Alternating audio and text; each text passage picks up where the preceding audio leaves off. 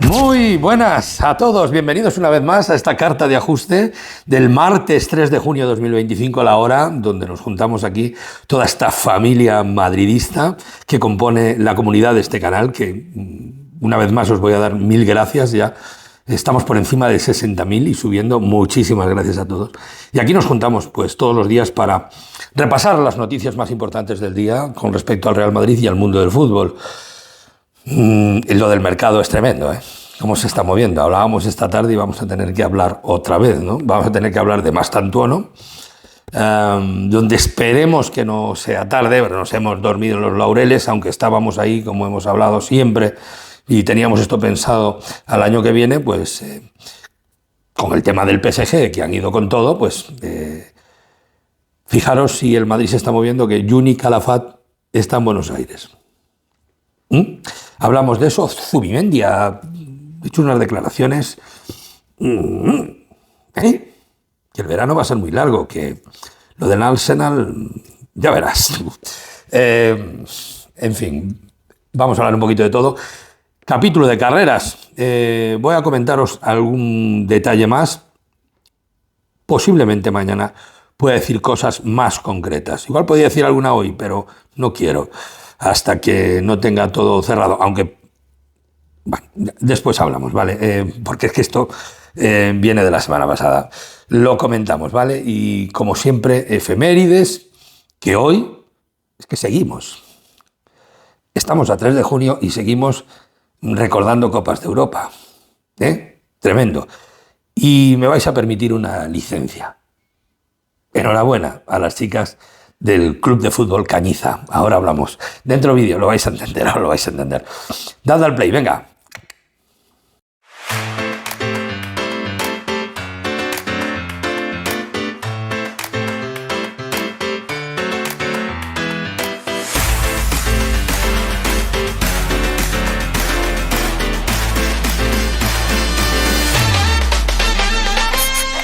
Bien, pues vamos allá. Como os decía, pues, por favor, permitidme una licencia.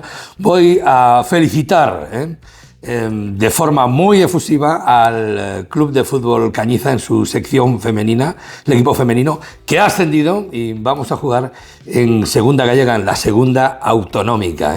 Este fin de semana, además, ganando fuera de casa, a domicilio, en Agarda, Pontevedra. Ganando 1-2, un partido complicadillo. Marcamos nosotros primero, en el 31, marcó Enma, pero rápidamente el Guardés en el 35 nos empató y después en el 93 Enma volvió a poner al Cañiza por delante y nos dio el ascenso. Por lo tanto, una alegría muy grande. No nos achicamos, ese es el lema, vamos para allá, a segunda autonómica. ¿Por qué digo esto? Porque es de donde yo soy. Parte de mi infancia la pasé allí y pues cada uno mira por dónde es, ¿no? Yo soy de un pueblito que se llama Luneda, un valle maravilloso, y la Cañiza es el ayuntamiento, ¿no? Y oye, enhorabuena, permitidme la licencia, os mando un abrazo a todo el club, a las chicas, también por supuesto a su cuerpo técnico, encabezado por su entrenador. Enhorabuena, vamos para la carajo. Bueno, y como os decía, Copas de Europa, hay que celebrar. Estamos a 3 de junio y seguimos celebrando Copas de Europa y vamos a celebrar dos. Tal día como hoy, en 1959, el Real Madrid derrotó 2-0 al Stade Reims en Stuttgart, ganando su cuarta Copa de Europa. Bueno, el Stade Reims, que ya le habíamos ganado la primera Copa de Europa en la temporada 55-56 en París, en su casa, no en Reims, pero sí en el Parque de los Príncipes, aquello tela marinera. Allí ganamos 4-3 y además se habían adelantado ellos 2-0, pero el Madrid es mucho Madrid. Bueno, fotos muy bonitas de aquel día. Ahí podéis ver, mira, vamos a ver, bueno, hay imágenes alguna imagen de la disputa del partido, muy buena calidad, por cierto. El Real Madrid con 2 goles de Mateos, que marcamos muy tempranito en el minuto 2, y Di Stéfano en el 47.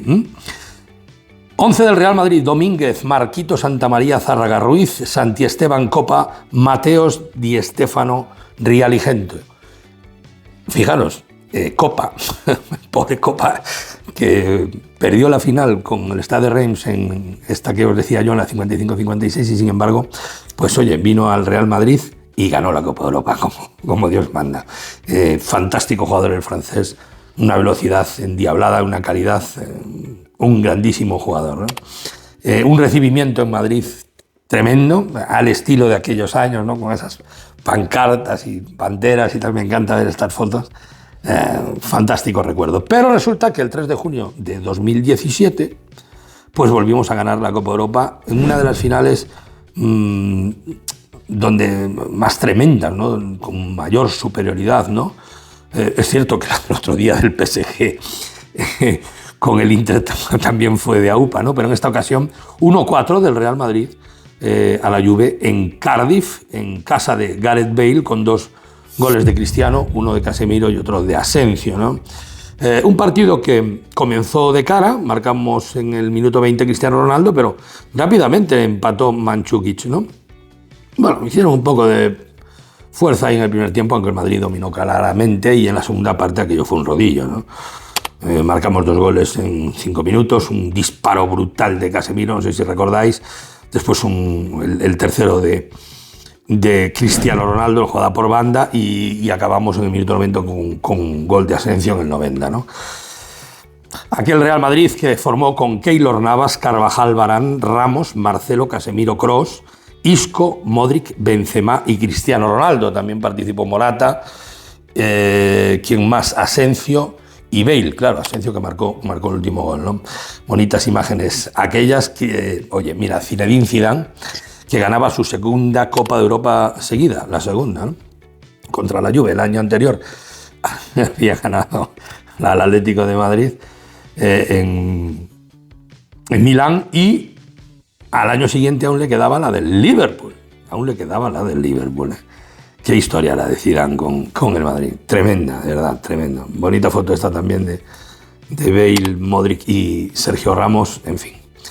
Fantástico, fantástico. Pero resulta que un 3 de junio de hace 30 años, en 1995, el Real Madrid se proclama campeón de Liga tras vencer 2-1 a aquel equipo donde comandaba desde el banquillo Jorge Valdano, la famosa Liga que no quería ni a Mavisca ni a Zamorano, y al final acabaron arrasando los dos en aquella Liga y siendo los máximos exponentes de aquel equipo, ¿no? Un equipo que tenía, no veas tú lo que tenía el Real Madrid.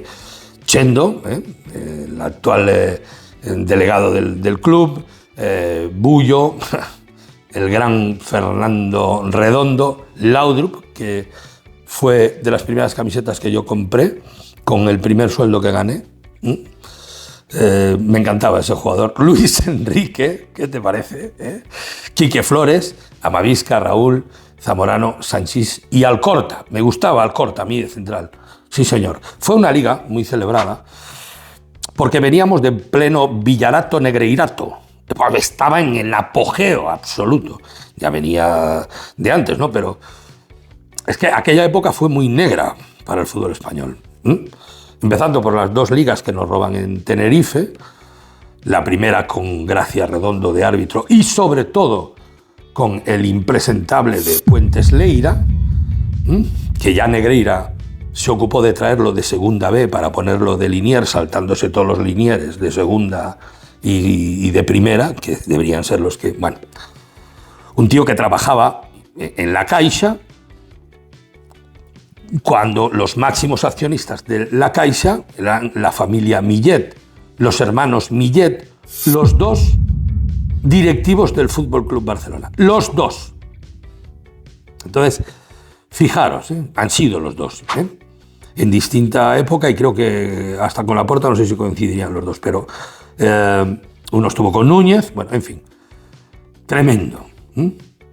Y con Gracia Redondo el segundo año. El primer año con Puentes Leira, la jugada famosa, que era el 3-1 del Real Madrid, y le anulan un gol a Milla, ahí está la jugada, le pitan un fuera de juego y resulta que él está por detrás más de 2 metros, no estaba en fuera de juego por 2 metros. Era el 3-1 de la sentencia, aquella liga. Y al año siguiente, 3 penaltis como 3 campanos, 2 a Zamorano y 1 a Hierro. Tremendo, de verdad, vergonzoso, absolutamente vergonzoso.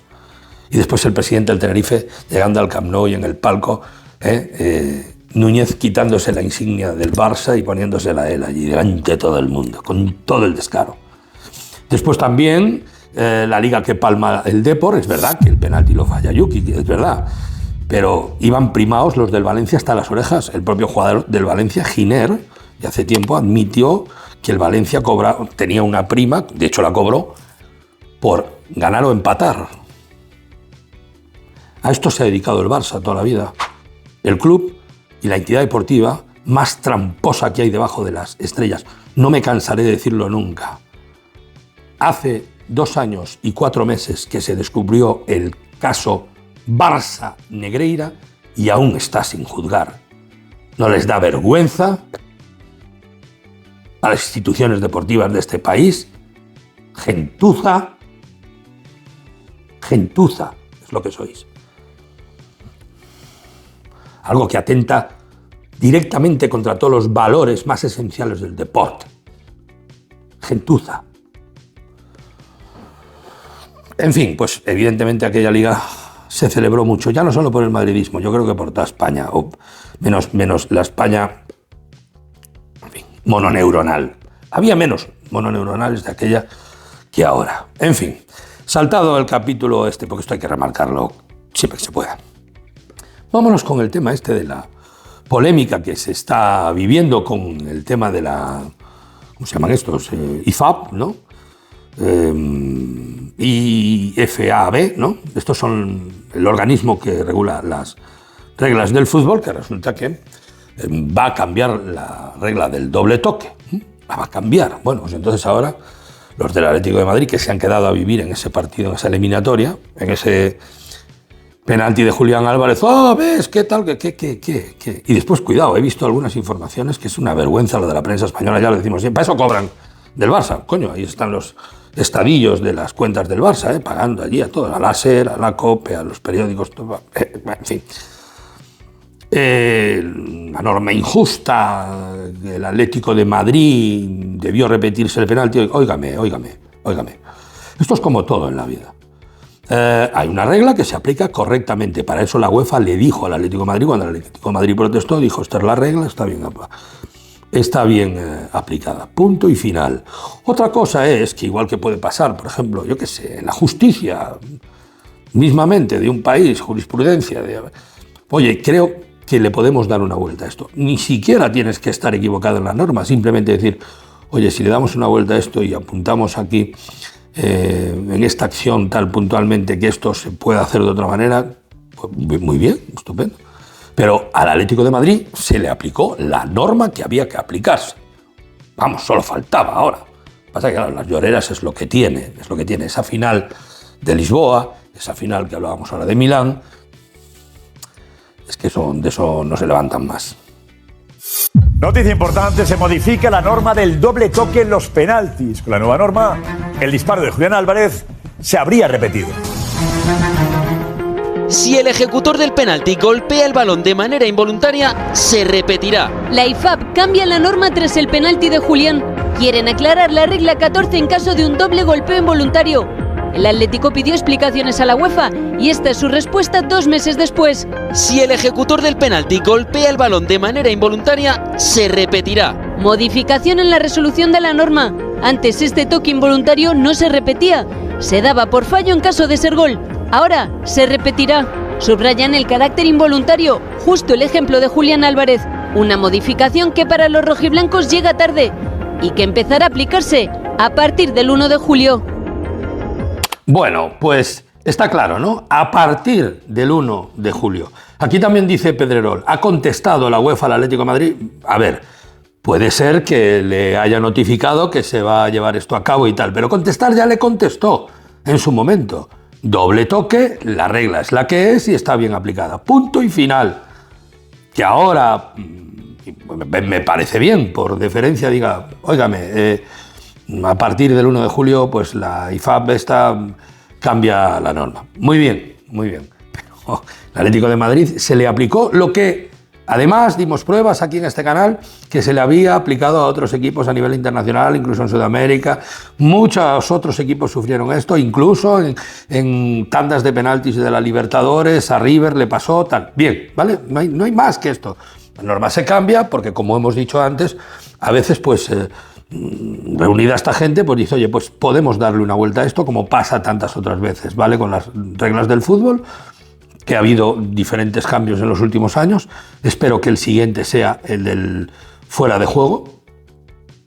Sabéis que yo abogo por la ley Wenger, ya sé que es un debate muy chungo, y cuál es la distancia, cuál es el margen, no lo sé, pero lo que hay es que favorecer el gol. Hombre, no sé, mientras los pies estén en línea, por ejemplo, yo es algo que veo factible, esto de por un codo, pienso que no, medio cuerpo, lo que sea, pero esto es así, no hay más historia.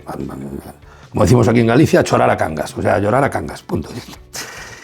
Así de claro, nadie ha sido injusto con el Atlético de Madrid. Se ha aplicado la norma que se le ha aplicado a otros. Claro que es jodido en una eliminatoria de Champions. ¿Cómo no va a ser jodido? Si nos pasara a nosotros estaríamos jodidísimos, es verdad.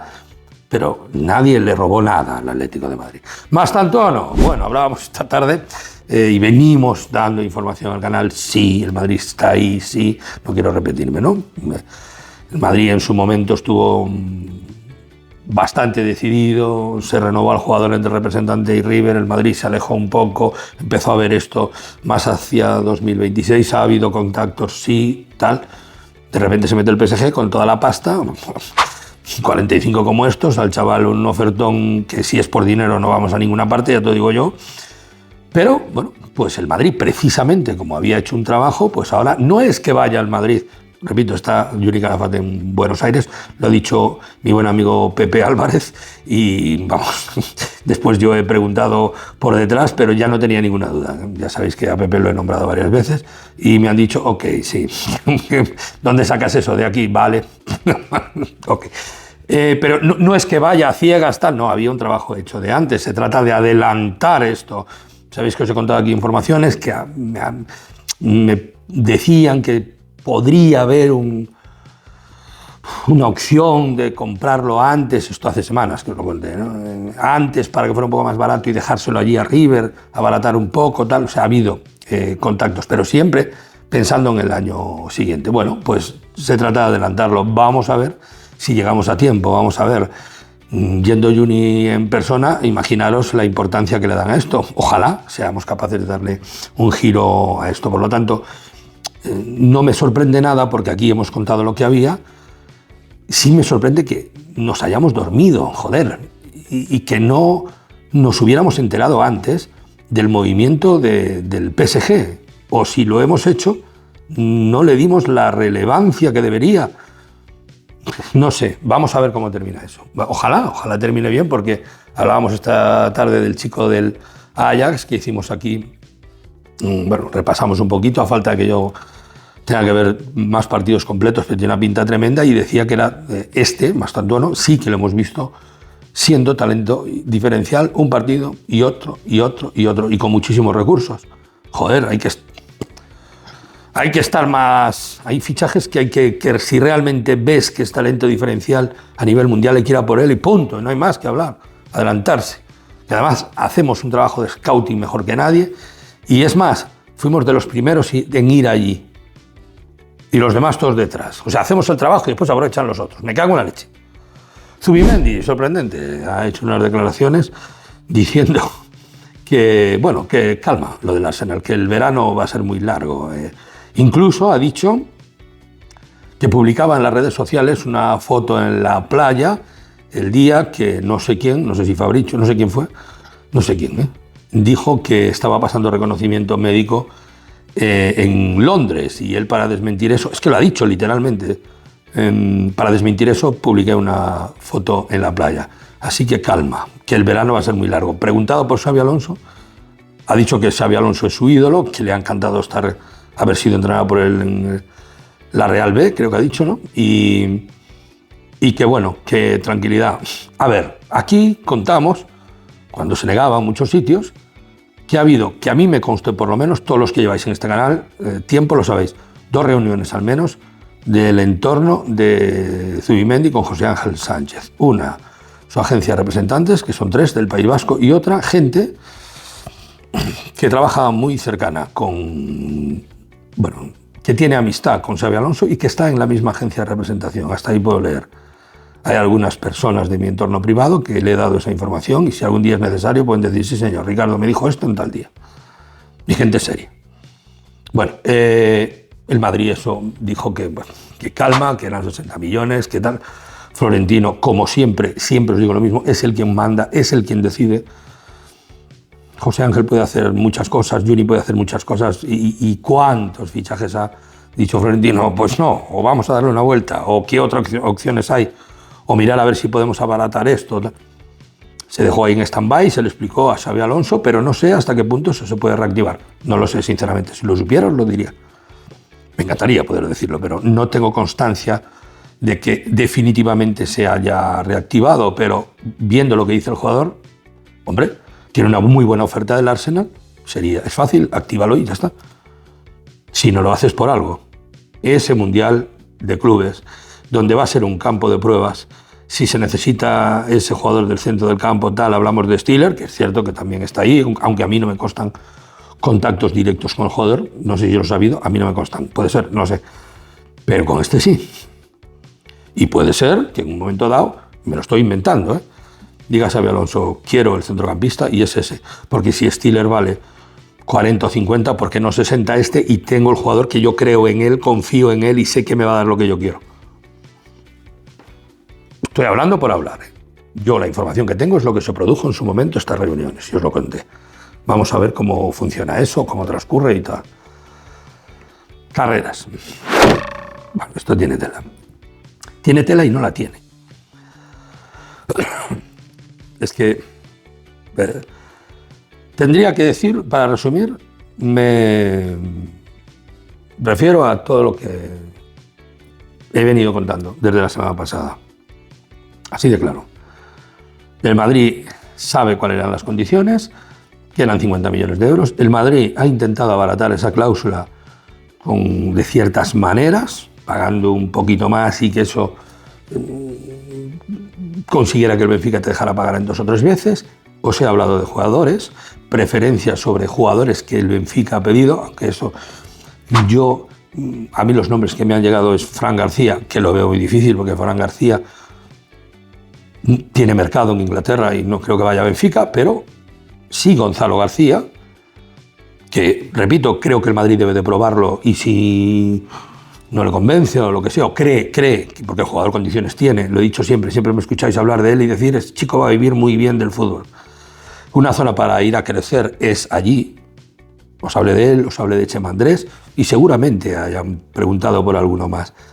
Esa es la fórmula, o una de ellas, para abaratar, o mejor dicho, dejar que haya una amplitud en los plazos. El Madrid, os lo decía esta tarde, le va muy mal pagar 50 millones de golpe, porque crea un precedente.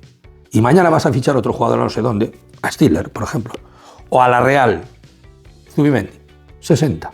Bueno, vale, pero como 2 plazos. ¿Cómo? No, ya le acabas de dar 50 millones de una sola vez, así de golpe al Benfica, y a mí me los quieres pagar en plazos. No, ¿quién es ese precedente? No sé cómo lo van a hacer. Bueno, sí lo sé, pero tengo una idea, pero quiero confirmarlo mañana. Pero ese fichaje se va a hacer. ¿Y sabéis por qué? El Madrid está relativamente tranquilo, porque solo necesitaba este tira y afloja. Os dije que Rui Pedro Braz, el otro día os dije, se había venido para atrás. Y le había dicho al Madrid, oye, ¿cómo era aquello de hace 15 días de que podíamos meter aquí a algún jugador de la cantera? No se va a meter en la misma operación, que yo sepa, a futuro. ¿Recordáis que os lo dije? Ya empieza a sonar por ahí eso. El Madrid, de cara a la galería, quiere pagar esa cláusula en plazos, para no sentar ese precedente. Pero hay un acuerdo, lo hay. Tiene que haberlo, porque si no, no se mueve documentación. Y se ha movido, porque ese fichaje estaba para hacerse la semana pasada, para presentarlo antes que Trent Alexander-Arnold. Por lo tanto, imaginaos si estaba adelantado o no. Y os he dicho también que Benfica tiene que hacer ciertas operaciones, quiere reforzar ese lateral izquierdo. Lo hemos hablado esta tarde. Samuel Dahl acaba de, o si no ha sido ya, comprado a la Roma, que estaba aquí cedido en una operación muy parecida a la de Carreras, para asegurar ese lateral izquierdo. Y están en otros nombres, como Maxi de Kuiper, que he dicho yo, que sé que le gusta mucho, no les va a ser fácil sacarlo del Brujas, veremos. Y hay otros que también he comentado aquí, ¿vale? Está haciendo sus movimientos, comentaba esta tarde, necesitan ese relato. Rui Costa, de la forma que está, necesita ese relato con el problema que tiene allí. Lo de Joao Félix está muy cerca de volver al Benfica, por increíble que parezca, y si no ya lo veréis. Evidentemente cedido y pagando un porcentaje de la ficha, no le van a pagar lo que cobran el Chelsea, no. Florentino, una venta muy importante al Nápoles. El Benfica necesita este tiempo. Urge. Al Benfica también le urge moverse. Y no pueden decir, esto está a nada de activarse, porque está la documentación, está... porque tienen que notificarlo al carajo de la bolsa y todo esto. Pero es que se hace de un... ¡pum! Así, mañana lo activan y lo hacen. Y este fichaje se va a hacer. Y mañana trataré de dar más información. Ser más concreto. Los plazos ahora mismo los marca Benfica. Y va a abrir la mano con los plazos. Lo va a hacer. El tema de la cantera del Madrid, tener una prioridad sobre ciertos jugadores, que el Madrid contemple al Benfica como un club amigo, que lo han sido siempre, y es que es un destino fantástico para cualquier jugador de la cantera del Madrid para crecer, pero fantástico. Fíjate, Carreras y otros tantos, para revalorizar al jugador en un equipo que va a jugar Copa de Europa generalmente siempre, que es un caladero que apuesta por los jóvenes al 100%, todo esto. Madrid, mandar allí un jugador al 50% por como vino Carreras del United, que ha pagado 5 o 6 millones de euros. Y ahora, fíjate, otra más. ¿Cuántas veces os dije que conociendo a Benfica cómo funciona, no había comprado todo el porcentaje del pase? Tiene que tratar con el United. ¿Quién os lo dijo aquí? Que tiene un porcentaje sobre un 20%, 25%, pienso yo, sobre el jugador. Eso está así. Ese trato, ¿de qué es? De haber hablado con el Madrid antes de lo que se ha dicho esta semana. Empiezan las negociaciones. ¿Qué carajo van a empezar las negociaciones? Las negociaciones llevan más de 15 días. Y la semana pasada, a martes, miércoles, estaba todo concretado. Lo que pasa que el haber perdido Liga y Copa, todo el problema además de las denuncias del Benfica al Sporting, un pollo tremendo, el que siga esto lo sabrá, comunicado del Benfica en contra de la Federación, del Comité de Árbitros, cerrando el estadio del Benfica diciendo que mientras esto no se aclare, la selección portuguesa no vuelve a jugar en el estadio del Benfica en Alús. Imaginaos el pollo. Todo esto mientras estás... Ahora vende a Carreras en medio de todo este follón y tal. Se te comen por los pies. Y vengo diciendo, calma, calma. Todo tiene un porqué. Pero este fichaje estaba acordado para la semana pasada. Lo que pasa es que el mundo de las transferencias funciona así. Vamos a tener calma. Mañana espero decir algo más concreto. Pero va a ser tal como lo hemos contado aquí. Y si no, al tiempo. Y chimpón. Familia Telerí. Y a descansar. A la Madrid siempre. Viva Ocañiza. Sí, señor. Que se entre toda España que el Cañiza femenino ha ascendido.